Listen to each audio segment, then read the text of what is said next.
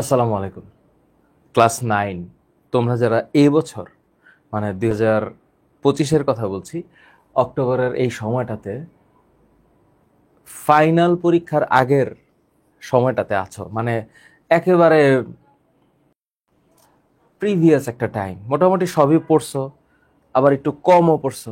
এক একজনের অবস্থা এক এক রকম। তো তোমাদের সিচুয়েশন অ্যানালাইসিস করে একটা একটা সিস্টেমে আনা এবং তোমাদেরকে একটা ভালো রেজাল্টের দিকে নিয়ে যাওয়ার জন্য যতটুকু আলাপ করা দরকার আজকে ততটুকু আলাপ করব।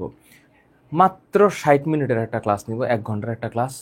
এবং এই 1 ঘন্টায় তোমাদের যে ডিসকাশনগুলো ছিল, আলাপ আলোচনাগুলো ছিল, সেই আলাপ আলোচনা থেকে আমি একটু সামনে আগাতে চাই। আমি তোমাদের পয়েন্টসগুলো দেখছি, তোমরা যারা যারা বলেছো, যা যা লিখেছো, এই জিনিসগুলো আমার কাছে আসছে। এখন কথা হইল যে তোমাদেরকে আহ, একটা ভালো সাপোর্ট দেওয়া যায় কিনা, সেটা হচ্ছে আমার এখন মুখ্য বিষয়। আমি একটু অপেক্ষা করি। আচ্ছা, এখানে তোমাদের যেই প্রবলেমসগুলো তোমরা বলছো, এক একজন এক এক প্রবলেম বলতেছো, এবং সব প্রবলেম এখন আলাপ করতে গেলে আজকে আমি মানে শেষ করতে পারবো না। তোমরা একদম চ্যাপ্টার 6 থেকে শুরু করে 7, 8, 9, 10, 11 সব আলাপ করতেছো। তো আমি একটু অপেক্ষা করে নিই তোমাদের জন্য। তোমরা যারা বলেছো যে ফিজিক্সে তোমাদের প্রবলেমস, এই প্রবলেমসগুলো কিভাবে আইডেন্টিফাই করে সলভ করব, সেটা হচ্ছে ইস্যুজ। এখন আমি তোমাদেরকে আরেকটা জিনিস বলি। দেখো, লাইভ ক্লাসে তোমাদের সবাইকে, যতজন তোমরা ক্লাসে থাকো, তোমরা জানো যে আমাদের তোমাদের প্রতি যে যত্ন নেওয়ার যে জায়গাটা, সেই জায়গাটা কখনোই কখনোই কমে না, কখনোই কমে না। আমরা বরাবরের মতো চেষ্টা করি তোমাদেরকে ভালো একটা গাইডলাইন্স দেওয়ার। এবং তোমরা যারা যারা যুক্ত হয়েছো তাদের প্রত্যেককে জানাচ্ছি যে তোমরা ভালো স্টুডেন্ট। এবার ভালোর সংজ্ঞা কি জানো?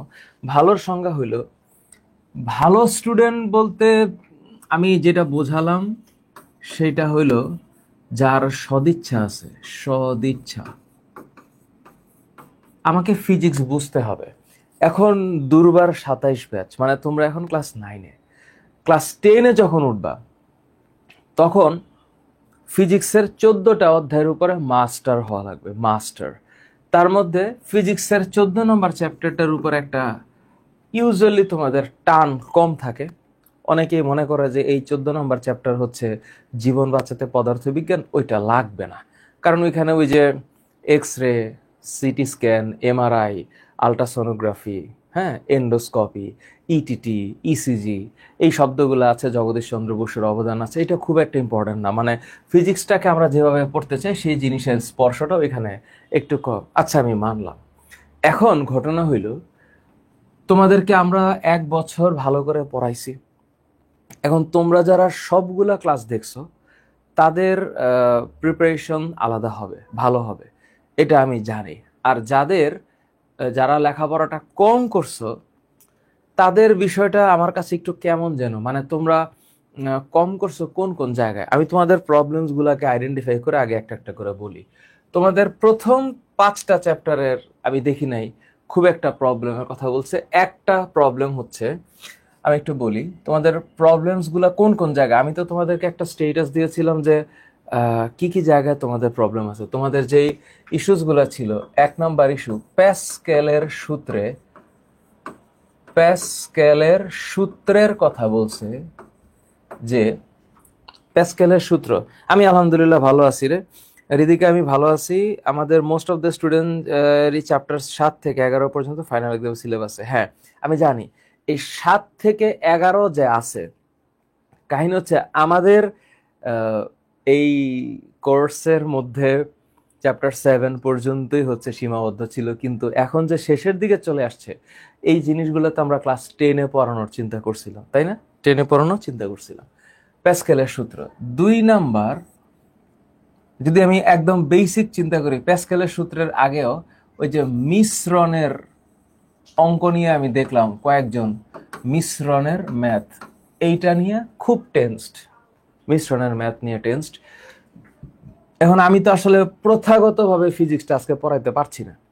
প্রথাগত মানে একটা চ্যাপ্টারকে এক্সপ্লেইন করার মতন সিচুয়েশনে নাই। এখন তোমাদের যে সিচুয়েশন যে তোমরা সবই পড়ছো, সেখান থেকে কোন কোনগুলা ইম্পর্টেন্ট এইটা হইলে ইস্যু। মিশ্রণের ম্যাথের সাথে তোমাদের আমি দেখলাম মিশ্রণের ম্যাথের পরে ওই যে ষষ্ঠ অধ্যায়ের প্রসারণ সহগ অর্থাৎ আলফা বিটা গামা এই রিলেটেড যে ম্যাথগুলো আছে এইটাকে তোমরা ডিফিকাল্টিস ফেস করতেছো। এখন ম্যাথের তো আসলে শেষ নাই, ফিজিক্সের ম্যাথের কি শেষ আছে? শেষ নেই।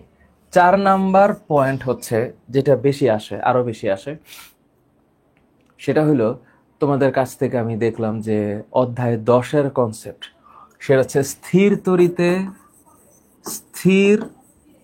তড়িতের কনসেপ্ট, সেটা হচ্ছে বিভবের চাইতে ইম্পর্টেন্ট হচ্ছে কুলম্বের সূত্রের কনসেপ্টটা নিয়ে একটু তোমাদের কাছে ডিফিকাল্টিস মনে হয়েছে। কুলম্বের সূত্র এই কনসেপ্টটা নিয়ে ডিফিকাল্টিস ফেস হচ্ছে। আচ্ছা, আরেকটা হইলো তোমরা অনেকে আলোর প্রতিসরণের যেই বিষয়টা বলছো, মাস কতটুকু উপরে দেখা যায় এবং দেখা যায় না। দেখো, আমি গত 2016 সাল থেকে ইউটিউবিং করে আসতেছি, অর্থাৎ 2016 থেকে আজকে 2025, 9 বছরে আমি কত হাজার ঘন্টা ইউটিউবে লেকচার দিয়েছি তার কোনো হিসাব আমার কাছেও নাই। তো এখন এই যে যেই টপিকগুলো বলছি এগুলোর অলরেডি এক্সপ্লেনেশন আমার ইউটিউবে আছে, কিন্তু সবাই যে সবসময় ইউটিউবের থেকে খুঁজে একদম প্রপারলি দেখতে পারবে এইটাও না।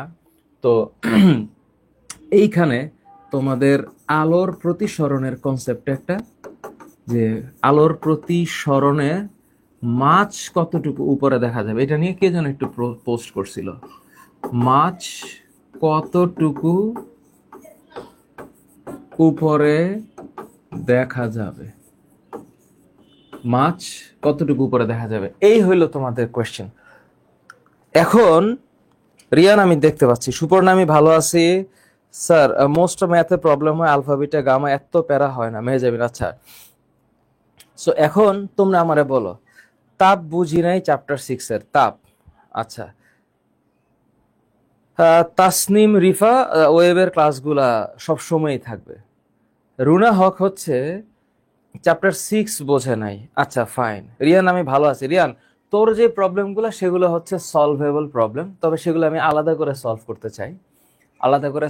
চাই। এখন একটু শোনো, একটা একটা করে শোনো। তোমাদের সবার সিলেবাসকে তো আর ম্যাচ করানো সম্ভব না, আমি যতটুকু বলার চেষ্টা করতেছি। দেখো, তোমাদের মনে আছে প্যাসকেলের সূত্র দিয়ে আমি একটু স্টার্ট করি। কে যেন প্যাসকেলের কথা বলছে?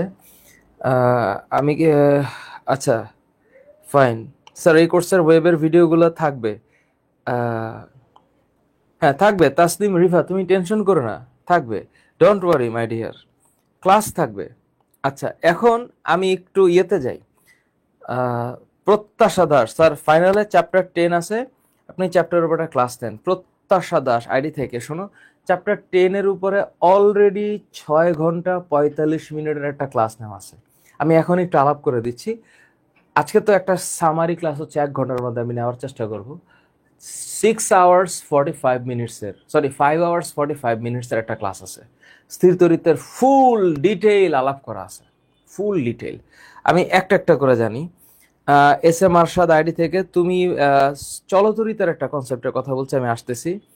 আর এইদিকে প্যাসকেলের সূত্র নিয়ে কে বলছো যেন, দাঁড়াও স্যার, চ্যাপ্টার 10-এর স্থির তড়িতের অনেক প্রবলেম। ফৌজিয়া ফিজিক্সের চ্যাপ্টারের 8-এর এমসিকিউ প্র্যাকটিস শিট, আচ্ছা এটা দেওয়া আছে ফৌজিয়া। আর আরেকটা হইলো আমি দেখলাম আরিয়ান বলছে চ্যাপ্টার 6-এর লাস্ট অংশের প্রবলেম। নাবিলা বলতেছে চ্যাপ্টার 6 এগেইন। সায়েদ তুমি বলেছে কপি কলের কনসেপ্ট, অলরেডি আমি পাবনা জেলা স্কুলের একটা সলভেবল ম্যাথ দিয়েছি, কমেন্টের অপশনে দিয়েছি। আর সালমা হোসেন আইডি থেকে তুমি যেটা বলছো ওই প্যাসকেলের সূত্রের মধ্যে একটা কনসেপ্ট আমি যাই। তুমি এটা হয়তো তোমাদের সিলেবাস আছে কিনা আমি জানি না, সবার সিলেবাসে তো মিলবে না। এই হচ্ছে একটা ছোট পিস্টন, তাই না? এটা ছোট পিস্টন। আমি একটু একটু করে বোঝানোর চেষ্টা করতেছি, দেখি কোন পর্যন্ত যাইতে পারি। এইটা হইলো বড় পিস্টন, আমি ধরলাম এটা হইলো বড় পিস্টন, এটা বড় পিস্টন। হ্যাঁ, এখন সে ফর এক্সাম্পল এটা হইলো বড় পিস্টন, আর এটা হচ্ছে কানেক্টিং পয়েন্টস। ফাইন। এখন এখানে পানি আছে, তো ইউজুয়ালি যেটা হয় সেটা হলো যে সে ফর এক্সাম্পল এটা হইলো পিস্টন, এইটাও হইলো পিস্টনের মাথা। তো সেটার ক্ষেত্রে হইলো বিষয়টা এমন যে এইটা উপরে, এটা এরকম। সো ইউজুয়ালি যেটা হয়, এখান দিয়ে বল প্রয়োগ করতে হয়, এফ বল, আর এখান দিয়ে বলটা পাওয়া যায়। তাহলে এইখানে যে বলটা নিচের দিকে মানে প্রদান করা হয়, সেই বলটা হচ্ছে F1, মানে ছোট পিস্টনে বল আমরা বলছি। আর এটা হচ্ছে বড় পিস্টনে বল, এটা অনুভূত বল। তো যখন আমরা বলের কথা বলি, আমরা চাপ দিই, এটাতে আমি কি করব, মানে দৈনন্দিন জীবনে আমার কি কাজ করার আছে, এটাকে হাইড্রোলিক প্রেস বলে, হাইড্রোলিক প্রেস বলে। এবার একটু আসি হাইড্রোলিক প্রেস। এটা তোমরা একটু করে দেখো, এটার ইউজেস যেগুলা, সে ফর এক্সাম্পল ইউজেস গুলো হচ্ছে হাইড্রোলিক প্রেসের ক্ষেত্রে তোমরা যেরকমটা দেখো, বাস্তবিক জীবনটা একটু অন্যরকম, বাস্তবিক জীবনটা একটু অন্যরকম, বা ওদের ইউজটা হচ্ছে অন্যরকম। একটা হাইড্রোলিক প্রেস হলো কিভাবে, এই যে মনে করো যে ওকে, আমি একটু দেখাই তোমাদের। হুম হুম হুম প্রায় সব ঘুরিয়ে দিতে পারে, হাইড্রোলিক্স নামেই এর উত্তর আছে, যার অর্থ। দাঁড়াও 1 মিনিট। এই যে এরকম, এটা কিন্তু এত প্রেস করলো, মানে এটা কিন্তু জলের বা হচ্ছে পানির দ্বারা মানে প্রযুক্ত বল। তো এগুলো হচ্ছে রিয়েল লাইফ ইউজ। তো এগুলা একটু যদি না দেখি আমরা, যেমন এইটা হচ্ছে বড় পিস্টন হিসাবে, এটা ছোট পিস্টন হিসাবে। তো ও দেখাচ্ছে আর কি যে ছোট পিস্টন দিয়ে একটু চাপ দিলেই বড় পিস্টনে এটা চলে আসে। তো এগুলার হালকা ছোট ছোট কিছু ভিডিওস আছে, আমি আরো অনেক ভিডিও আছে, এত আসলে এই মুহূর্তে দেখাতে যাচ্ছি না, আমি কনসেপ্টে যাচ্ছি। ও হচ্ছে একটা রিলস আকারে দেখাচ্ছে যে একটা বিশাল ভারী জিনিস কেউ এটার উপরে রাখছে, বিশাল ভারী জিনিস, এবং একটা ছোট্ট ইসে দিয়ে মানে কি বলে এটাকে, পিচকারি তোমরা এটাকে বলো, যেটাকে আমরা ইনজেকশন বলি। এই ইনজেকশনের সিরিঞ্জটাকে দিয়ে ও চাপ দিল এবং ওই পাশে একটা ভারী জিনিস উঠে গেল। এরকম জিনিসটাকে এটা দিয়ে একটা ইমাজিন করতে হয়। তাহলে এইখানে যখন আমরা বলি এই বলটা প্রযুক্ত বল, আর এই বলটা হচ্ছে অনুভূত বল, তার মানে এই বলটাকে উপর থেকে ফিল করতে হয়। একটু হালকা করে বলে দিই, তোমাদের যার সিলেবাসে এটা আছে মিললে মিললো, আর না মিললে একটু অপেক্ষা করো। তো এইখানে যে পানি আছে, পানি আছে, এই পানি, এই পানি এইখান দিয়ে এসে এখানে একটা বল প্রয়োগ করতেছে। তো আমরা পড়ছিলাম কি, যে এই পিস্টনের যে ক্ষেত্রফল, সেই ক্ষেত্রফল হচ্ছে এরিয়া 1, আর এই পিস্টনের যে ক্ষেত্রফল সেটা হচ্ছে এরিয়া 2।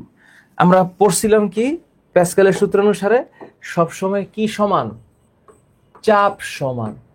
চাপ কেমন সমান, তার মানে ছোট পিস্টনের চাপ ইকুয়ালস টু বড় পিস্টনের চাপ।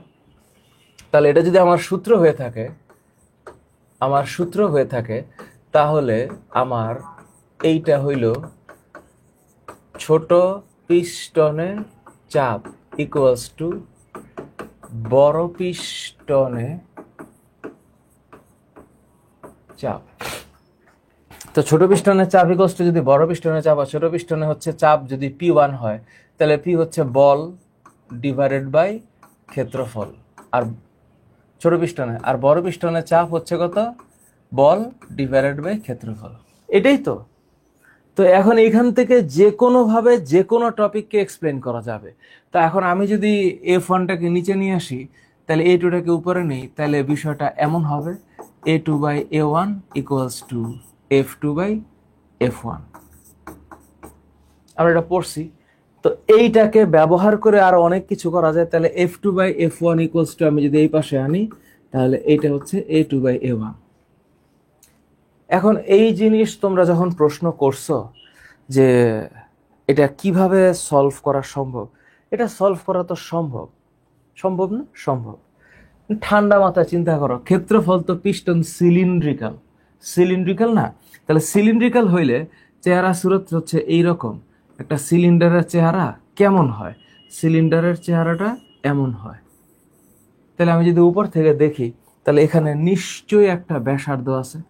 তাহলে ব্যাসার্ধ যদি থাকে, সেই ব্যাসার্ধ হচ্ছে আর, এবং ক্ষেত্রফলটা হচ্ছে পাই আর স্কোয়ার। তাহলে A2 এর ক্ষেত্রফল হচ্ছে পাই R2 স্কোয়ার, আর এইটার হচ্ছে পাই R1 স্কোয়ার। এখন এই জিনিস তো আমরা জানি, এটা পড়ে আসছি, তার মানে এই পাই আর পাই কাটা, তাহলে বাকি যে থাকবে সেটা হচ্ছে A2 divided by A1 equals to R2 square divided by R1 square. এইটার মধ্যেও খেলা আছে যে ব্যাসার্ধ হচ্ছে ব্যাসের অর্ধেক। তাহলে এখানে আমরা বলতে পারি ব্যাসার্ধ হচ্ছে ব্যাসের অর্ধেক। তাই যদি হয়, তাহলে এখানে আমরা বলতে পারি যে D2/2 whole square divided by D1/2 whole square. Is that easy? Is that easy? তাহলে এই যে R2/R1 এটাকে D2/D1 করলে আমার এখানে A2/A1 equals to D2 square divided by 4 D1 square divided by 4। এগুলো হইলো একদম বাচ্চা মানুষের পড়াশোনা, তোমরা এগুলো ছোটবেলায় করছো। তো 2 এর উপরে স্কোয়ার দিলে 4 হয়, তখন এই 4 কাটা যাবে, এই 4 কাটা যাবে।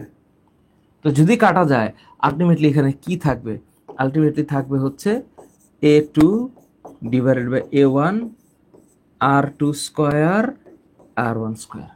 তার মানে এই সূত্র দিয়েও ম্যাথ করা যাবে, এইটা দিয়েও ম্যাথ করা যাবে, ও D2 স্কোয়ার এটা দিয়েও ম্যাথ করা যাবে। সে ফর এক্সাম্পল এখানে হচ্ছে D2 স্কোয়ার D1 স্কোয়ার, একই জিনিস। তো এই প্যাসকেলের সূত্রের যে কোনো কিছু যখন বলা থাকবে, ইউ নিড টু আন্ডারস্ট্যান্ড যেখানে বলটা কিভাবে দিচ্ছে। আরো একটা মজার ব্যাপার হলো, এখানে যে বল দিচ্ছে, এখানে কোনো একটা বস্তুর ভর রেখেও প্রশ্ন করতে পারে। তো যখন এম ভরের কোনো একটা বস্তুকে এখানে বলা হবে, তাইলে F1 শুড বি, যে এম এর সাথে এমটা যদি দেওয়া থাকে, তাহলে জি গুণ করলে আমি F1 পাবো। তো যদি কোনো ভরের বস্তু দেওয়া থাকে এবং সেইটার ক্ষেত্রে যদি চাওয়া হয় ওজন, তো সেই ওজন হচ্ছে ওর বলের সমান, তাহলে দিস শুড বি F1। ঠিক আছে, এই হইল বেসিক। এখন এইটাকে কেন্দ্র করে কোনো ধরনের প্রশ্ন আছে কিনা আমাকে বলো, এটাকে কেন্দ্র করে কোনো প্রশ্ন আছে কিনা? আসতেছি আসতেছি, ক্যালোরিমিটারে আসতেছি। থ্যাংক ইউ সাবাস, থ্যাংক ইউ রিয়ান। এটা full automatic excavator machine, very good, very good. আচ্ছা, এখন তোমরা মনে করো এইটার মধ্যে এখন আমি কত ম্যাথ করাবো। ধরো বোর্ডে যতগুলো ম্যাথ আছে, অ্যাভারেজ যদি আমি 10 বছরের সব বোর্ডের ম্যাথগুলোকে অ্যাড করি, তাহলে এই টপিকে কমসে কম 30টা ম্যাথ আছে, 30 প্রবলেমস, 30 প্রবলেমস। এখন 30টা ম্যাথ একটা ফিজিক্সের টিচার হিসাবে, আমি বায়োলজিও তো পড়াই, কেমিস্ট্রিও পড়াই, তোমরা জানো মূলত বায়োলজি পড়াই, তো ফিজিক্সের একটা টিচার হিসাবে বলছি 30টা প্রবলেমের আমার একটা করে দেওয়া উচিত, বাকি 29টা প্রবলেম তোমার করা উচিত। অথবা আমার প্রিভিয়াস যে আপলোডেড ভিডিও আছে সেটা দেখা উচিত তোমাদের, যদি তোমাদের বেসিকে খুব প্রবলেম হয়ে থাকে। আশা করি হবে না, আশা করি হবে না। এখন এই হইলো একটা কনসেপ্ট। এখন এখানে যে কোনো ডেটা বসালে ম্যাথ করা যাবে। আচ্ছা, ক্যালোরি মিটার নিয়ে তোমাদের প্রবলেম, ক্যালোরি মিতি নিয়ে প্রবলেম। দেখো, ক্যালোরি মিতি শব্দটার আগে একটু বুঝি। শব্দটা হচ্ছে ক্যালোরি মিতি। তো ক্যালোরি মিতি হচ্ছে তাপ সম্পর্কিত জ্ঞান, তাই না? তাপ সম্পর্কিত জ্ঞান, তাপ সম্পর্কিত জ্ঞান, তাহলে এটা হচ্ছে ক্যালোরি মিতি। যদি বাইরে থেকে বা বাইরের অথবা অন্য কোনো বস্তুতে তাপের আদান প্রদান না হয়, তাহলে একটা উত্তপ্ত বস্তু আর একটা কম্পারেটিভলি ঠান্ডা বস্তুকে একসাথে যুক্ত করলে উত্তপ্ত বস্তু থেকে ঠান্ডা বস্তুর দিকে বা শীতল বস্তুর দিকে যে তাপ যাবে শীতল বস্তু ঠিক সেটুকু তাপই গ্রহণ করবে। তোমাদের স্তরে মানে তোমাদের যে লেভেল, সেই লেভেল অনুসারে সূত্রটা হচ্ছে এইরকম যে গৃহীত তাপ সমান বর্জিত তাপ।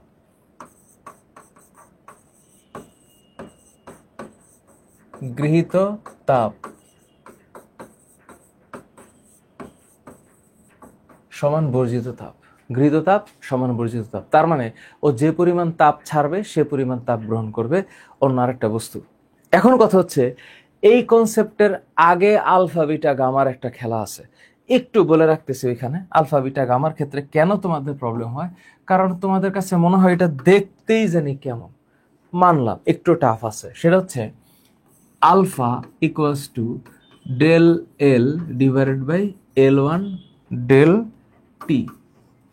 এখন আমি বেসিকে যাইতে যাচ্ছি না, কারণ এগুলো আমাদের কোর্সে পড়ানো হয়েছে, ভালোভাবে পড়ানো হয়েছে। এখন হ্যাঁ, ফিজিক্সটা একটু ডিফিকাল্ট, যে তোমরা বলতেছো স্যার পড়ছিও তারপরও পারতেছি না, তাই না?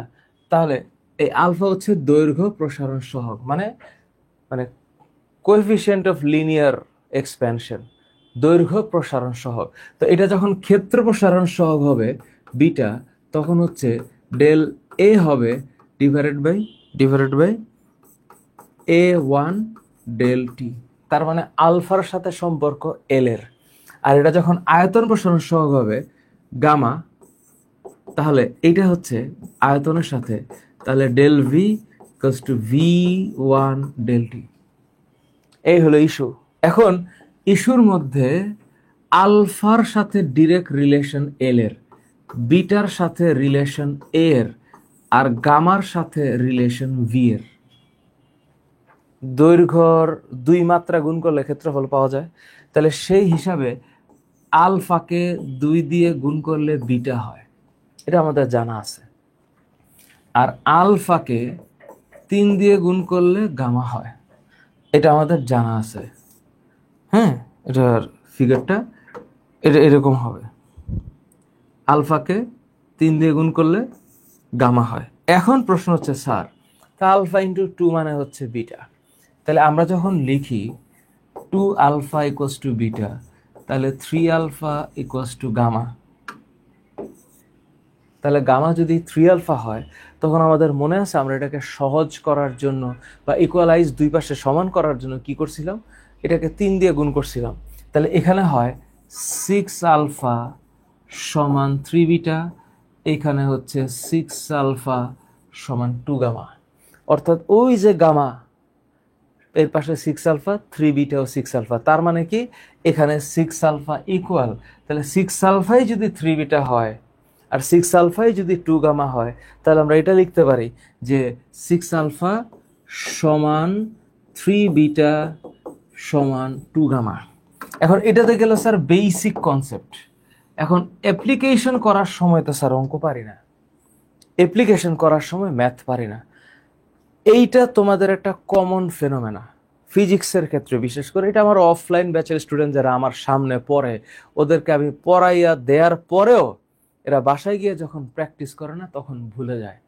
ফিজিক্স এটা প্র্যাকটিস করার বিষয়, এখানে বারবার প্র্যাকটিস করতে হবে এবং ভিন্ন প্রকৃতির ম্যাথ করতে হবে।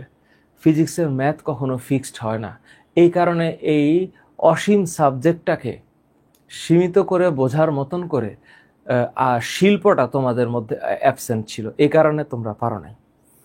তো এই জায়গায় এইখানে বর্জিত তাপের কনসেপ্টটা কি? বর্জিত তাপের কনসেপ্ট হচ্ছে, মনে করো একটা এক্সাম্পল দেই, মনে করো এইটা একটা পাত্র, হ্যাঁ, এই পাত্রের মধ্যে পানি আছে। ধরো এই পাত্রে পানি আছে, এটা হচ্ছে পানির একটা নমুনা দেখাইলাম। এটা কিসের পাত্র? তামার পাত্র।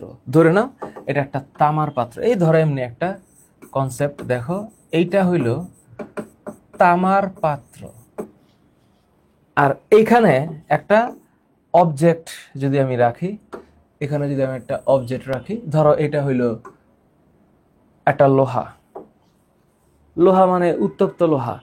এখন আমি চাইলে যদি আমি ওকে এইখানে নিয়ে আসি, তাইলে কি হবে? আর যদি এইখানে থাকে তাইলে কি হবে? একটা কমন কনসেপ্ট আমি এর আগেও বুঝাইছিলাম, তোমাদের চোখে হয়তো পড়ে নাই, স্বাভাবিক ব্যাপার, কিন্তু বেসিক কনসেপ্ট ঠিক থাকলে ম্যাথ পারা যায়। তবে হ্যাঁ, ফিজিক্সের ম্যাথ একটু জটিলতা আছে। এটা হলে আমি সময় করে তোমাদেরকে একটা একটা করে ম্যাথের সলিউশন দেওয়ার চেষ্টা করব, কিন্তু আমাদের সামনে এখন এফআরসি আছে, অর্থাৎ ফাইনাল রিভিশন কোর্স আছে। এই ফাইনাল রিভিশন কোর্সের যে প্রেশার, ওইখানে যেই ক্লাসগুলো আমরা করাই সেগুলো ইনসেন লেভেলের ক্লাস। তারপরেও হচ্ছে স্টুডেন্টদের ডিফিকাল্টিস থেকেই থাকে, কারণ ফিজিক্সের তোমাদের যে বই তোমাদের সামনে, আমি একটু বলে রাখছি যে ক্লাস 9-10 তোমরা যখন 10-এ উঠবা আর তোমাদের ছোট ভাইয়েরা যখন 9-এ উঠবে, তোমরা সবাই আমার ফিজিক্স বই পড়বা ইনশাল্লাহ, এবং তোমাদের হাতে একটা পারফেক্ট ক্লাসিক ফিজিক্স বই দেওয়ার নিমিত্তে আমি শপথ গ্রহণ করেছি। আল্লাহ যদি আমাকে সুস্থ রাখে, তাহলে নতুন বছরে উঠে জানুয়ারি মাসে তোমরা আমার বই দিয়ে ফিজিক্স পড়া স্টার্ট করবা। তো এই যে এখন এটা তামার পাত্র, তাহলে এখন এই যে তামার পাত্র, এই পাত্রের ভর ধরলাম m1, এই পাত্রের আপেক্ষিক তাপ s1, এবং এই পাত্রের তাপমাত্রা হইল T1। তো এস মানে আপেক্ষিক তাপ, এটা সংজ্ঞা কি? আপেক্ষিক তাপের সংজ্ঞা হচ্ছে 1 কেজি ভরের কোনো বস্তুর তাপমাত্রা 1 কেলভিন বাড়াইতে যে পরিমাণ তাপের দরকার হয়। তো আপেক্ষিক তাপ তো ফিক্সড, যেমন পানির আপেক্ষিক তাপ 4200, তামার আপেক্ষিক তাপ 400, লোহার আপেক্ষিক তাপ ধরো 420 বা 460। এটা হইল ফিক্সড ডেটা, 460 ফিক্সড। তো স্যার এটা তো চেঞ্জ হয় না। তো এখন এখানে আসলে কনসেপ্টটা কি? কনসেপ্ট হচ্ছে, আমি ধরলাম যে এই যে তামার পাত্র, এর ভর অ্যাভারেজ 700 গ্রাম, তামার আপেক্ষিক তাপ 400 joule per KG per kelvin, এবং এটার তাপমাত্রা ধরলাম, পাত্রের তাপমাত্রা 25 ডিগ্রি সেলসিয়াস আমি ধরলাম। এখন এরকম অনেক ডেটা থাকতে পারে, অনেক। তো এখন তামার পাত্রের ভিতরে পানি আছে না? পানি আছে। এখন আমি ধরলাম যে পানি, এখানে যে পানি আছে, ফিল করো, এখানে যে পানি আছে সেই পানির ভর ধরলাম 2 লিটার। পানির ভর কয় লিটার? 2 লিটার। তার মানে এখানে 1 দেওয়া যাবে না, তার মানে আমি ধরলাম যে এটা m2। তাহলে পানির আপেক্ষিক তাপ 4200 joule per KG per kelvin. আমি একটা কমন কনসেপ্ট বোঝাচ্ছি, ইউজুয়াল। এখন এই পাত্রের মধ্যে তো পানি আছে, বুঝছো? পাত্রের মধ্যে পানি আছে না? তো পানি আর পাত্র তো একই তাপমাত্রায় থাকার কথা, যদি আমি বাইরে থেকে পানিটাকে অন্য তাপমাত্রায় না দিই। তো আমি ধরলাম পানি আর পাত্র একই তাপমাত্রায় আছে, তো সেই তাপমাত্রাটা হচ্ছে T2। ধরলাম যে এইটাও 25 ডিগ্রি সেলসিয়াস। কেন? কারণ হইল এই 25 আর এই 25 সেম হওয়ার কথা, কারণ পাত্রের মধ্যেই তো পানি আছে। এখন এই পানিটা ঠান্ডা না গরম আমি বুঝবো কিভাবে? আমি বুঝবো আরেকটা জিনিস যে উপরে আছে তার সাথে তুলনা করে। আমি ধরে নিলাম যে এইখানে যেই মানে লোহাটা আছে, এই লোহার ভর m3, লোহার আপেক্ষিক তাপ হচ্ছে 460 joule per KG per kelvin, আর লোহার তাপমাত্রা হচ্ছে 170 ডিগ্রি সেলসিয়াস। তার মানে লোহাটা গরম। কার প্রেক্ষিতে গরম? এই পানির প্রেক্ষিতে গরম। তো পানি ঠান্ডা। কেন ঠান্ডা বলছি? কারণ লোহা গরম। এখন তোমরা যারা ক্যালোরিমিতির ম্যাথ পারো না, তারা বলো তো, এখন এই লোহাটাকে যদি আমি এই পানিতে দিয়ে দিই তাহলে কি হবে? ওই লোহাটার যে গরম, যে উত্তপ্ত অবস্থা, সেটা পানিতে এসে একটু প্রশমিত হবে, লোহাটা একটু ঠান্ডা হবে। আর লোহা যতটুকু ঠান্ডা হচ্ছে, ঠিক পানিটা ঠিক সেই পরিমাণ গরম হবে। পানি যে পাত্রে আছে, পাত্রও গরম হবে। তার মানে এখানে গৃহীত তাপ হচ্ছে কে কার কার? পানি এবং পাত্রের। আর লোহারটা হচ্ছে বর্জিত তাপ। লোহার তাপটা বর্জিত, কারণ লোহার তাপ বর্জন করতেছে। এখন প্রবলেমটা হচ্ছে কোন জায়গায়? ওর টেম্পারেচার 170 ডিগ্রি আর ওর টেম্পারেচার হচ্ছে 25 ডিগ্রি। তো এরা মাঝামাঝি আইসা এমন একটা তাপমাত্রায় দাঁড়াবে যে তাপমাত্রাটাকে মিশ্রণের তাপমাত্রা বলে। তাহলে এই তাপমাত্রাটা হচ্ছে, বলি হ্যাঁ, এই তাপমাত্রাটা হচ্ছে মিশ্রণের তাপমাত্রা। ফিল করো, এখানে দাঁড়াচ্ছে মিশ্রণের তাপমাত্রা, এটা হচ্ছে টিএম। এম মানে হচ্ছে মিক্সচার, এম মানে কি মিক্সচার। এখন এই যে খেলাটা মিক্সচার, T2, এখানে T1 T1 T2, আচ্ছা এটা T1ও লিখতে পারি, আচ্ছা ধরলাম এটা T2, তাহলে এটা T3 হবে, ধরো এটা T3 হবে, ধরে নিলাম এটা T3। এখন তুমি একটু কমন কনসেপ্টটা আমারে বলো, কমন কনসেপ্ট, যে এখানে টিএম এটা অবশ্যই T1 এবং T2-র চাইতে বেশি হবে, তাই বেশি হবে না? আর ওই যে T3-র চাইতে, তার মানে এখন আমি যদি এটা একটু চেঞ্জ করে ধরো T1 T2 দুইটার এই পাশে নিয়ে গেলাম, হ্যাঁ এই পাশে নিয়ে গেলাম, T1 T2 দুইটার চাইতেই টিএম বড়, কিন্তু টিএম এর চাইতে, এখন এটারে একটু চেঞ্জ যদি আমি করে দেই তাহলে কেমন হয়, টিএম এর চাইতে বড় ছিল T3, তাহলে বোঝা যাচ্ছে কেন, কারণ হলো T3 ছিল 170 ডিগ্রি সেলসিয়াস আর T1 T2 ছিল 25 ডিগ্রি সেলসিয়াস, তার মানে ওর চেয়ে ওর মান অবশ্যই বেশি হওয়ার কথা, আর ও ঠান্ডা হবে, তাহলে T3 আলটিমেটলি কি হবে, ঠান্ডা হবে। তাহলে ঠান্ডা হবে কেমনে, তাপ বর্জন করে, তাহলে দ্যাট ইজ ইকুয়াল টু বর্জিত তাপ। আর এই দুই মামুর বেটা কি হবে, গরম হবে। তাহলে যদি গরম হয় তাহলে এইটা কি, এইটা হইল গৃহীত তাপ। এখন তোমরা আমারে বলো, এই যে এখানে যতটুক কথা বলছি এতটুক কথা আর ঠান্ডা মাথায় শোনার পরে তোমাদের মনে কিসের প্রশ্ন আছে, এর একটু আমারে বলো।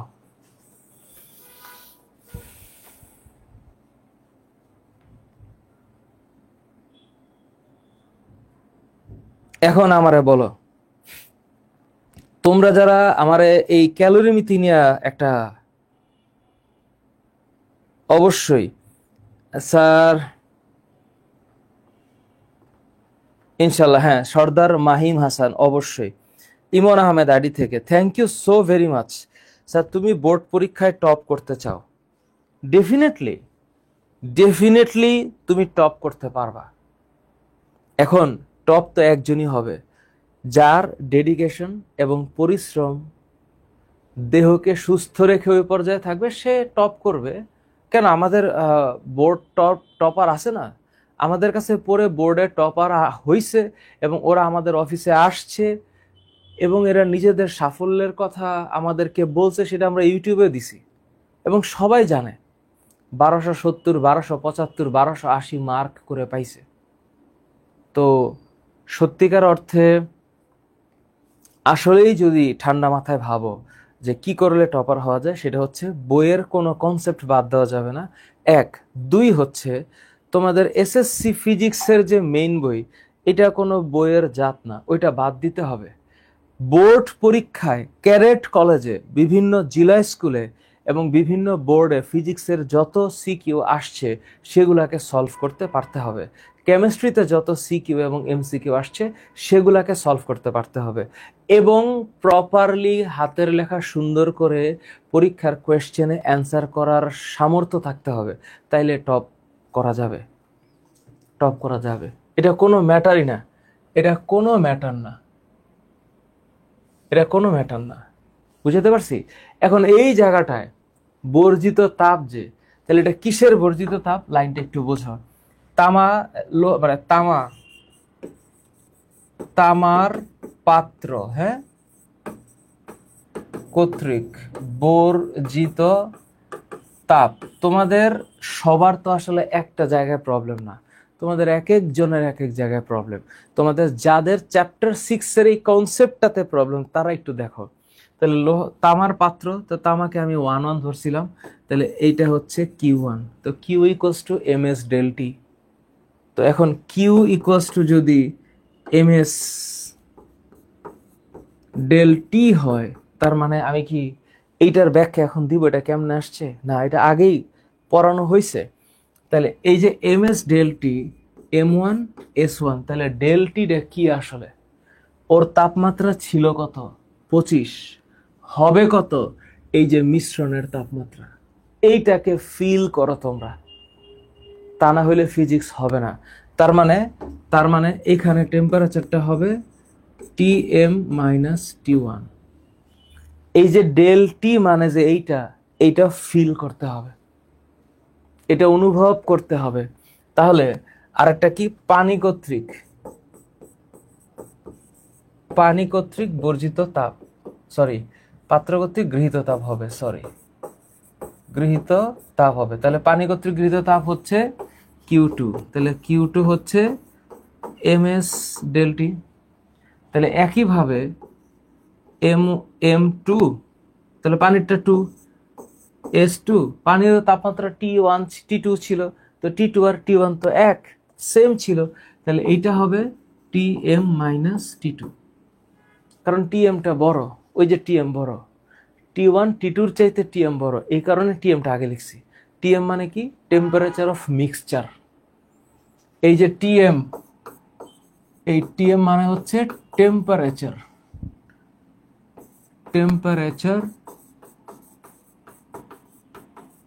Of mixture.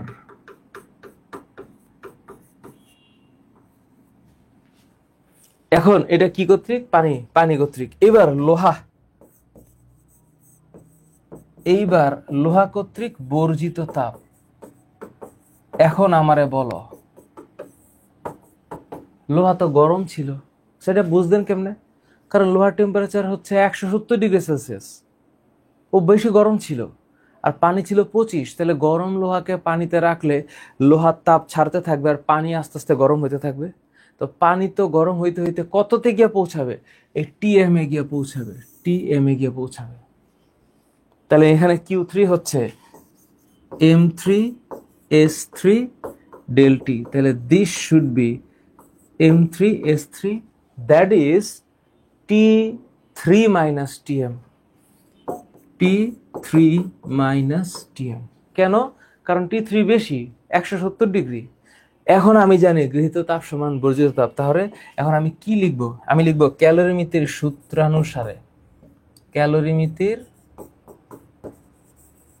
ক্যালোরিমিতির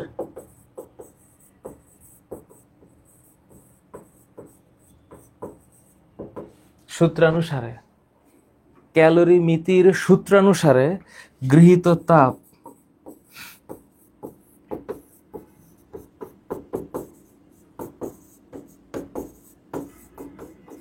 সমান বর্জিত তাপ, গৃহীত তাপ সমান বর্জিত তাপ। তাহলে এই যে গৃহীত তাপ আর এই যে বর্জিত তাপ, তাহলে গৃহীত তাপটা কোনটা? এই যে দুইজন Q1 Q2, তখন আমি এই লাইনটা লিখতে পারি যে Q1 plus Q2 equals to Q3। এই যে আমার ডেটা, এই যে আমার ইকুয়েশন, এই ইকুয়েশনটারে এখন সলভ করলে প্রশ্নে যেইটা চাইবে, কোনটা চাইতে পারে? এই যে এই তিনটার মধ্যে যে কোনো একটা। এখানে কোনটা অজানা ডেটা আছে বা জানা ডেটা আছে? এখানে কি ডেটা আছে দেখো, যেটা আমাদের লাগবে। এই যে দেখো, M1 জানি, S1 জানি, T1 ও জানি, M2 S2 T2, M3 S3 T3 আর Tm। এখানে মোট 10টা ডেটা আছে। এই 10টার যে কোনো একটা পরীক্ষার হলে কোয়েশ্চেনে চাইতে পারে, সে অনুপাতে আমরা ম্যাথ সলভ করব। এবং এই অঙ্কগুলা একটু পরিমাণে টাইম কনজিউমিং, মাথা বেশি খাটাইতে হয়, একটু জটিল, একটু ঠান্ডা মাথায় করতে হবে, এবং এটা সবাই পারবে না। এটা চেষ্টা লাগবে, ওই পরিমাণ চেষ্টা লাগবে। তোমাদের সেই পরিমাণ চেষ্টা করার যোগ্যতা বা ক্ষমতা, ইচ্ছা আছে কিনা? এবার আমারে বলো যে কি বোঝো নাই।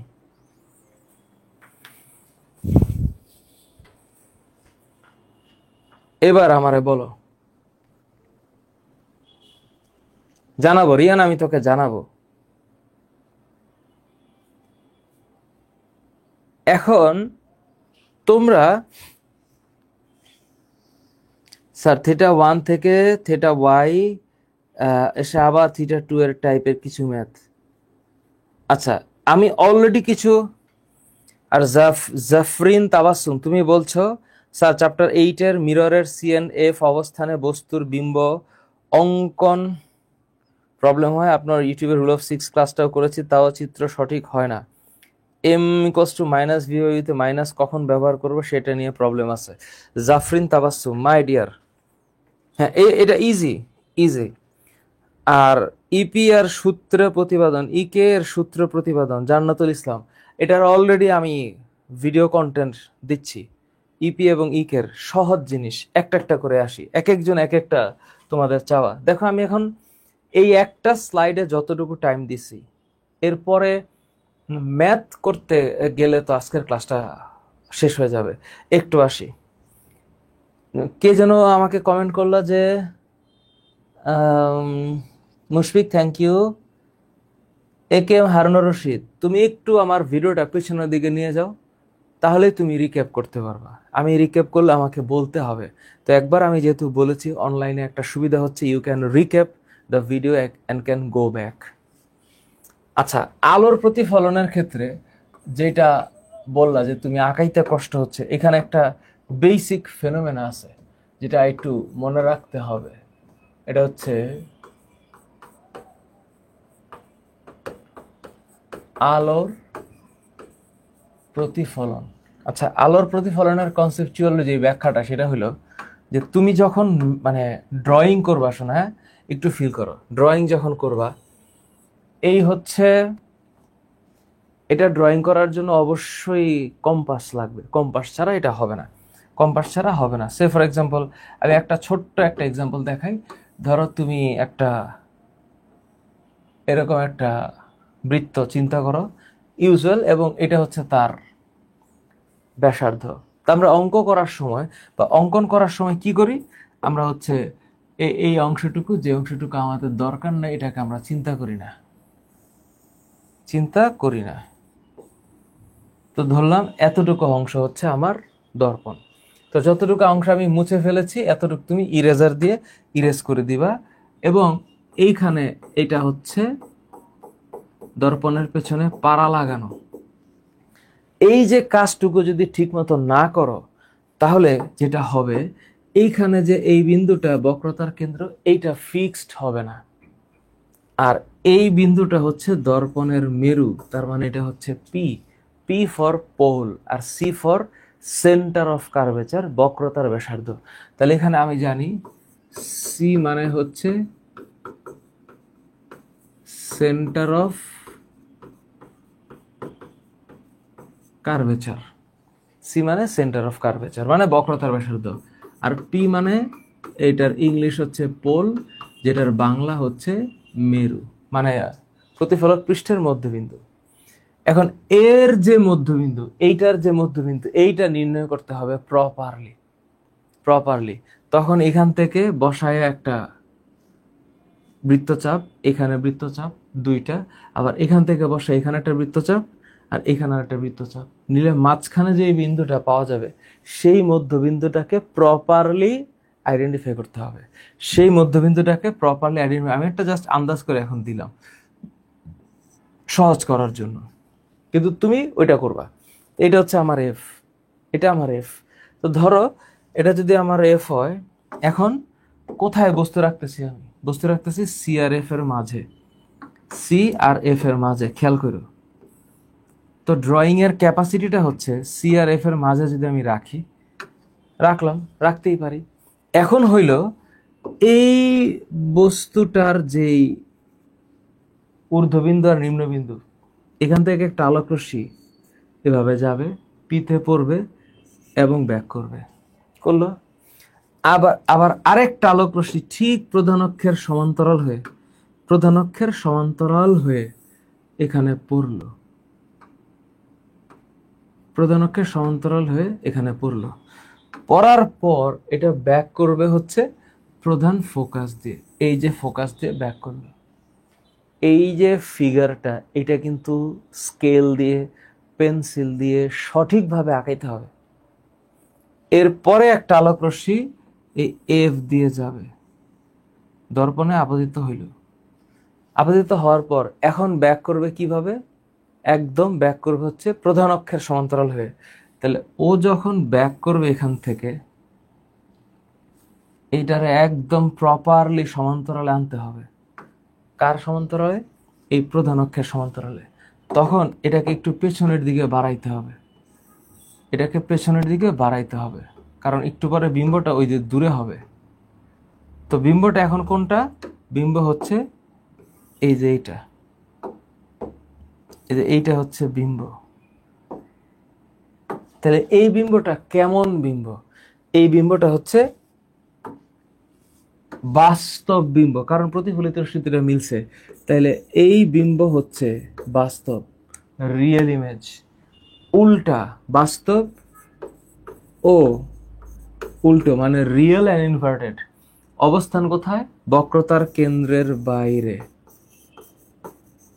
বক্রতার কেন্দ্রের বাইরে, এবং এটা লক্ষ্যবস্তুর বা যে বস্তুটা তার চাইতে বড় বিম্ব হয়েছে, তার মানে এইটা বিবর্ধিত বিম্ব, বিবর্ধিত বিম্ব। আর শর্টলি বলে দিচ্ছি, যখন বিবর্ধনের সূত্র ব্যবহার করবা, এটা নিয়ে আমি 1 ঘন্টা 15 মিনিট একটা বিশাল লেকচার দিছি, দেখে নিতে পারো। সেটা হচ্ছে বিবর্ধন যখন আমি ব্যবহার করব এম, ম্যাগনিফিকেশন, সেটা always minus V by U হবে। আমি এখন কারণে যাচ্ছি না, কিন্তু এটা always minus V by U দিয়ে করবো, এটা কোনোভাবে মিস করো না, এটা always minus V by U. আর এই এম এর মান প্লাস বা মাইনাস আসলে কোনো সংখ্যা বোঝাচ্ছে না এখানে। এই এম এর মান যদি প্লাস হয়, এম এর মান যদি প্লাস হয় আর এম এর মান যদি মাইনাস হয়, এম এর মান প্লাস মানে হচ্ছে বিম্ব বাস্তব, এটা মাথায় রাখতে হবে। বিম্ব সোজা, অ্যাকচুয়ালি বিম্ব হচ্ছে সোজা। আচ্ছা বুঝছি কি হয়েছে এখানে, ওই যে আগে মুছছিলাম না ওইটা। তাহলে এটা হইলো বিম্ব সোজা হবে। এম এর মান প্লাস মানে হচ্ছে বিম্ব সোজা, এটা একটু প্লিজ মাথায় রেখো। এম এর মান হচ্ছে বিম্ব সোজা, আর ভি এর মান প্লাস মানে বিম্ব বাস্তব, আর এম এর মান মাইনাস মানে বিম্ব উল্টো। তাই অলওয়েজ রিমেম্বার, এটা মাইনাস ভি বাই ইউই হবে, এটা মাইনাস ভি বাই ইউই হবে। আর যখন তুমি সূত্রটা ব্যবহার করবা, এম এর মান মাইনাস আসলো, ডাজন্ট ম্যাটার, তখন গিয়া এই মডুলাসটা হবে লেংথের ক্ষেত্রে, কারণ দৈর্ঘ্যের ক্ষেত্রে মাইনাসটা হয় না। সো সূত্র সব সময় এটা অলওয়েজ ইউজ করবা, সব সময়, সব সময় এইটাই হবে। এখন আমারে বলো, এই অংশটুকু যার প্রশ্ন ছিল সে বুঝতে পারলা কিনা? আচ্ছা, আরেকজন বললা যে স্যার আমি 8-9 অর্ধেক এটা করে ফেলছি, already done. Thank you, thank you. ঠিক আছে, সমস্যা নাই, সমস্যা নাই। থ্যাংক ইউ, ওয়ালাইকুম আসসালাম, থ্যাংক ইউ স্যার। আমার কাছে চ্যাপ্টার 9-8 অনেক ইজি লাগে, thank you, perfect, thank you. Question solve করতে হবে, হ্যাঁ। এখন তোমাদের কাছে যদি রিসোর্স ঠিক থাকে বা তোমাদের কাছে যদি রিসোর্স ভালো থাকে, তাহলে তোমরা কোয়েশ্চেন সলভ করলে আই গেস তোমাদের জন্য এটা ইজি হবে। কারণ ফিজিক্স আমি যত প্রবলেম সলভ করে দিব, এটা জীবনে কোনোদিন কাজে আসবে না। আমি সলভ করার পর তোমাকে সলভ করতে পারতে হবে মাই ডিয়ার, তোমাকে।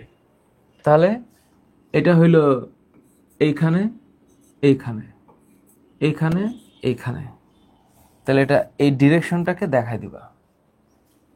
বুঝতে পারলাম? বুঝছো? সহজ জিনিস, সহজ জিনিস, কোনো কঠিন জিনিস না। ওকে, এবার আসি। স্যার স্থির বিদ্যুতের তো অঙ্কগুলোর মধ্যে একটা ঝামেলা আছে। স্থির বিদ্যুতের অনেক টাইপের ম্যাথ আছে। ইন্টারমিডিয়েটের ফিজিক্সের একটা চ্যাপ্টারই আছে স্ট্যাটিক ইলেকট্রিসিটি, স্থির বিদ্যুৎ, অন্য লেভেলের জিনিস। তার একটা ছোট্ট অংশ হচ্ছে এখানে আছে, ছোট্ট অংশ। স্থির বিদ্যুতের যে কনসেপ্ট তোমরা বললা, স্থির বিদ্যুতের আমি 6 ঘন্টা 45 মিনিটের আফ্রির ক্লাসটাকে তোমাদের সামনে অলরেডি দিয়েছি, আমি আজকে আবার দিব। 6 ঘন্টা 45 মিনিট একটা চ্যাপ্টারকে নিয়ে স্টাডি করতে পারবা তোমরা? এখন পারলে তো ভালো, না পারলে একটু কষ্ট হবে আর কি, কষ্ট হবে। দেখাচ্ছি।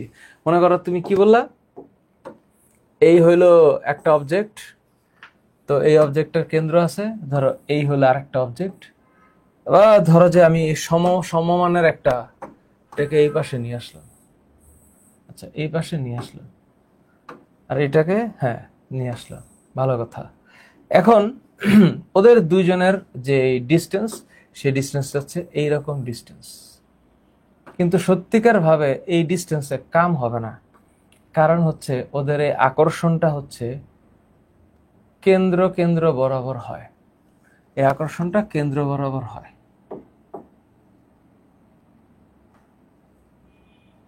এখন ধরো এইরকম দুইটা বস্তু, তো তোমরা এটা পড়ছো বাই দিস টাইম, যে ওর যদি আধান Q1 হয় আর ওর যদি আধান Q2 হয়, তাহলে এরা পরস্পর পরস্পরকে আকর্ষণও করতে পারে, বিকর্ষণও করতে পারে।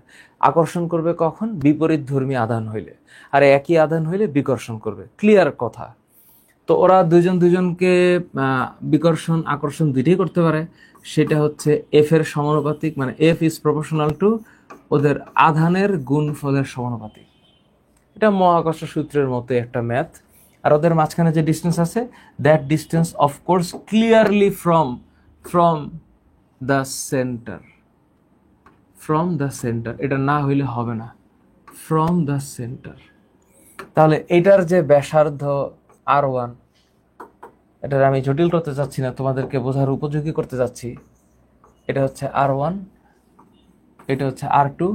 আর যদি পরীক্ষার খাতায় এরকম একটা নাটক দিয়ে দেয় যে এখান থেকে এই পর্যন্ত হলো ডিস্টেন্স, তাহলে অবশ্যই মনে রাখতে হবে এতটুক যদি ডি হয়, এতটুক যদি ডি হয়, তাহলে খেলা কিন্তু অন্যরকম। তাইলে এদের দুইজনের আকর্ষণ বলের মান এদের মধ্যবর্তী দূরত্বের বর্গের ব্যস্তানুপাতিক। তার মানে this should be D plus R1 plus R2 whole square. এটা নিয়ে দুশ্চিন্তা হওয়ার কিছু নেই, কারণ তুমি পরীক্ষার হলে যাওয়ার আগে ঘরে তোমার বাসায় যে বই, সেই বই দেখে আসছো F is proportional to Q1 Q2, আর F is proportional to 1/d square. তো ডি স্কয়ারটা ডিটা কতটুকু? এই ডি কি এইখান থেকে এই পর্যন্ত? না, এখান থেকে ওই পর্যন্ত। তো অবশ্যই ব্যাসার্ধকে হিসাব করতে হবে। তো তখন সূত্রটা কি আসে? ওই ডি তখন R1 R2 কে উজ্জ রাখা হয়, ধরে নেওয়া হয় যে তোমরা এটা জানো যে R1 R2 এখানে আছে। তো তখন সূত্রটা হচ্ছে এরকম যে F is proportional to Q1 Q2 divided by D square. আর এই সমানুপাতিক চিহ্নটা উঠাইতে হবে একটা ধ্রুবক দিয়ে, and that is equals to f equals to k Q1 Q2 divided by D square. মানলাম যদি এইটা ঠিক থাকে, যদি এইটাই ঠিক থাকে, তাহলে আমারে বলো Q1 Q2 by D square, এখানে যে কে এর ভ্যালু, এটার মান কত? 9 × 10⁹ এই পর্যন্ত ঠিক আছে। তাহলে আমি যখন বললাম যে f equals to k Q1 Q2 by D square, এখন যদি ডি এর ভ্যালুটা চাইতো বা দূরত্ব চাইতো, তাহলে দূরত্বটাকে এখানে দিয়ে, এটা হচ্ছে K Q1 Q2 divided by F. এখন স্কোয়ার উঠাইতে গেলে কি করতে হয়? রুট দিতে হয়। তো উভয় পক্ষে রুট করলে এই স্কোয়ারটা উঠে যাবে, আর তখন এখানে একটা রুট দিতে হবে। এখান থেকে আমি ডি এর ভ্যালু বের করতে পারি। তার মানে প্রশ্নে Q1 Q2 যেটা যে কোনোভাবেই চাক, কনসেপচুয়ালি ডিস্টেন্স বের করার সময় আমরা এভাবে বের করতে পারবো। আর আরেকটা ব্যাপার হইল, এই সব কিছুর মধ্যে মধ্যবর্তী কোন জায়গায় একটা আধান রাখলে সেটার তড়িৎ বলটা নিষ্ক্রিয় হবে বা এটা একটা স্থির অবস্থানে আসবে, এই প্রশ্নটা এই চ্যাপ্টার থেকে সবচেয়ে বেশি কমন, সবচেয়ে বেশি। আবার আরেকটা এক্সাম্পল হচ্ছে, যেটা তোমাদের কাছে একটু বলি। সে ফর এক্সাম্পল, এটা একটা বস্তু, এবং এটা হচ্ছে কেন্দ্র। ঠিক এইটার পাশে এটা আছে, আমি ধরে নিলাম ওর এখান থেকে এই পর্যন্ত এটা হচ্ছে দূরত্ব, হুইচ ইজ ডিস্টেন্স ধরে নিলাম। এখানে আমার কোনো সে নাই। সে হচ্ছে যে এটা যদি 40 কুলম হয়, প্লাস 40 কুলম, আর এটা যদি প্লাস 60 কুলম হয়, এবং ধরলাম এদের মাঝখানে 4 মিটার গ্যাপ আছে। আচ্ছা, আমি ধরে নিলাম যে ওদের মাঝখানে 4 মিটার গ্যাপ আছে। এখান থেকে এই পর্যন্ত ডিস্টেন্স হচ্ছে, এখান থেকে এই পর্যন্ত যে ডিস্টেন্স সেটা হচ্ছে অ্যারাউন্ড 2 মিটার। আচ্ছা, ধরলাম 2 মিটার। তাহলে ওরা পরস্পরকে কত বলে আকর্ষণ করবে এটা বের করা সহজ। এটা নিয়ে আমার সে নাই। সেটা কোন জায়গায়? তখন আমি এফ বের করবো। এফ হচ্ছে K Q1 Q2 by D square. বুঝে গেলাম যে আমি জানি যে এটা হচ্ছে কে এর মান 9 into 10⁹9 40 into 60 divided by 2 square. এটা নিয়ে আমার কোনো সে নাই। আমি এখান থেকে এত নিউটন বল বের করতে পারবো, সামথিং কিছু একটা হবে। এখন যদি প্রশ্ন করে এদের দুজনকে যদি একসাথে করা হয় বা বল দুইটাকে যদি স্পর্শ করা হয়, তাইলে কি হবে? সে ফর এক্সাম্পল এটা আসলো আর এটা আসলো, এখন ওদের মাঝখানে যদি আমি স্পর্শ করাই, হোয়াট উইল হ্যাপেন? তাহলে ওদের মাঝে আকর্ষণ আদান প্রদান হবে না? আধানের আদান প্রদান হবে না? হবে। তো তখন আধানটা কত হবে? আসলে তখন আধানটা হবে 40 কুলম 60 কুলম সমান দুইটা ভাগে ভাগ হবে, যদি ওদের ব্যাসার্ধ সেম থাকে। কিন্তু আবার ব্যাসার্ধের সাথে আবার খেলা আছে সামনে। আপাতত বলে দিচ্ছি সম ব্যাসার্ধ, এটা দুইটার এই পাশে নিয়ে আসছি। দেখছো অবস্থাটা? আচ্ছা, ধরো এটাকে একটু এখানে রাখলাম। আচ্ছা, এটারে এখানে রাখলাম, আমি ধরে নিলাম। তাহলে এখানে কত হইল? 100/2, 100 কুলম বাই 2, তার মানে হচ্ছে 15 কুলম হয়ে যাবে ওদের দুইজনের আধান। এবং স্পর্শ করার পর ওদেরকে যদি আমি আবার আগের জায়গায় রাখি, সেক্ষেত্রে গিয়ে এফ এর মানটা চেঞ্জ হবে। তখন এফ প্রাইম হবে K Q1 prime Q2 prime divided by D, তো আগের মতোই আছে। তখন এখানে হচ্ছে গিয়ে কি হবে?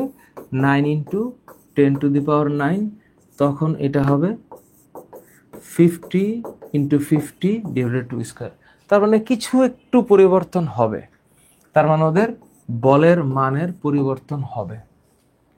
তাহলে এখানে একটা বলের মানের পরিবর্তন হবে, এখানে একটা বলের মানের পরিবর্তন হবে। তখন আমরা এই দুইটাকে কম্পেয়ার করতে পারবো। এই গেল এক হিসাব। দ্বিতীয় হিসাব হচ্ছে এই অধ্যায়ে বলে প্রশ্নের মধ্যে যে দুইটি বিন্দু আধান বা সে ফর এক্সাম্পল আধান এরকম, এইটার আর একটা কি বরাবর আছে, একটা সংযোজক সরলরেখা বরাবর আছে এখান থেকে এই পর্যন্ত। এই সংযোজক সরলরেখার মাঝখানে কোথায় কোনো আধানের বস্তু রাখলে সেটা স্থির হবে, অর্থাৎ উভয় পাশে এর তড়িৎ ক্ষেত্র বা তড়িৎ বলের মান সমান হবে। তো কাহিনীটা কোন জায়গায় ঘটে? এইটা যদি ধরো প্লাস 40 কুলম হয়, আর এটা যদি ধরো প্লাস 60 কুলম হয়, তাহলে 40-60 পরস্পরই এই প্লাস কিউকে প্লাস 2Q এটাকে একটু আঘাত করবে। তো ও ওরে বিকর্ষণ করে ওইদিকে একটা ঠেলা দিবে, দিবে কিনা? আবার ও বিকর্ষণ করে ওইদিকে ঠেলা দিবে। এখন কার বিকর্ষণটা বেশি হবে? 60 কুলম্বের বিকর্ষণটা বেশি হবে। যার আধান বেশি তার বিকর্ষণ বলও বেশি। তা আমি যদি ধরি যে ওদের মাঝখানের ডিস্টেন্সটা এখান থেকে এই পর্যন্ত ডিস্টেন্সটা, সে ফর এক্সাম্পল এখান থেকে এই পর্যন্ত ডিস্টেন্সটা হচ্ছে 6 মিটার, তাহলে এই ডিস্টেন্সটা কত? তাহলে আমি যদি এখন চিন্তা করি, তাহলে এখান থেকে এই পর্যন্ত ডিস্টেন্সটা আমাকে ধরে নিতে হবে যে এটা x মিটার, এবং তাই যদি হয় তাহলে এখান থেকে এই পর্যন্ত দূরত্বটা ধরে নিতে হবে 6 মাইনাস x মিটার। এই কাজটুকু তোমরা করবা, এবং এদের মধ্যকার যে বিকর্ষণ বল সেই বলটা যদি F1 হয় তাহলে ওদের মধ্যকার বিকর্ষণ বলটা হবে F2। এবং আইডিয়ালি যখন তুমি F1 আর F2 সমান ধরে করবা তখন x এর মান এটা করবা, হ্যাঁ এটা করবা। এখানে আরেকটা মজার ব্যাপার আছে, কে তাহলে F1 হচ্ছে এই কিউ আর Q1 এর মধ্যে আমি ধরলাম এটা Q1, এটা Q আর এটা Q2, তাহলে F1 হচ্ছে in between Q and Q1, তাহলে এটা হচ্ছে Q1 into Q divided by X square, K Q into Q2 6 minus X square. মজাটা কোথায় দেখো, এইখানে এই কিউ এবং কিউ দুইটাই কাটা যায়, তার মানে এখানে আধানটা কত এটা ম্যাটারই করতেছে না, আর এই কে এবং কেও কাটা যায়। তাহলে আলটিমেটলি এই x2টাকে যদি এই পাশে নেই অথবা Q1টাকে যদি এই পাশে আনি তাহলে চেহারাটা হচ্ছে এরকম হয় যে উপরে আছে Q2, Q1টাকে এখানে আনলাম, 6 মাইনাস এক্স হোল স্কোয়ারটা উপরে আছে, নিচে এক্স স্কোয়ার, অর্থাৎ আধানের সমানুপাত বা অনুপাত আর দূরত্বের অনুপাত। এখান থেকে অবশ্যই তুমি এক্স এর মান বের করতে পারতে হবে, এক্স এর মান বের করার চেষ্টা করবা। এখন তুমি ম্যাথ করো, আমি করে দিলে হবে না তোমার জন্য, তুমি করো। এবং এক্স এর মান আমি অবশ্যই বলতে পারি এক্স এর মান should be less than 3 metre. Sir আপনি কেমন আন্দাজ করলেন?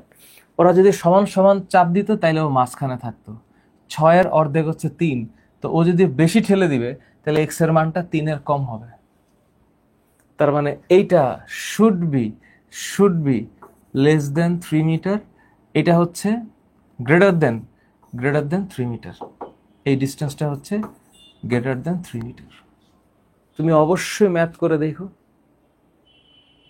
তাই হবে। এখন আমি করে দিব না, আমি পরে করে দিব, তোমরা চেষ্টা করো। বুঝতে পারলাম? তো এখন যতটুকু আলাপ করছি আজকের দিনের জন্য ছোট্ট একটা ক্লাসে একটু বেসিক আলাপ করে দিলাম, সামনের ক্লাসটাতে একটু বড় সড়ো করে আলাপ করব। তোমরা আমাকে যেই কমেন্টস করেছো যে কোন কোনগুলা প্রবলেম, এটার একটা সলিউশন আগে আমি দিয়ে নেই, তারপর তোমাদের যাদের যাদের প্রবলেম আছে স্টিল বাকি থাকবে, সবাই তো আসলে সবার প্রবলেমটা শেয়ারও করে নাই, হয়তো যখন সবাই শেয়ার করবে I will be taking the class according to your problems. ঠিক আছে, নেক্সট ক্লাসে দেখা হবে। Thank you so very much.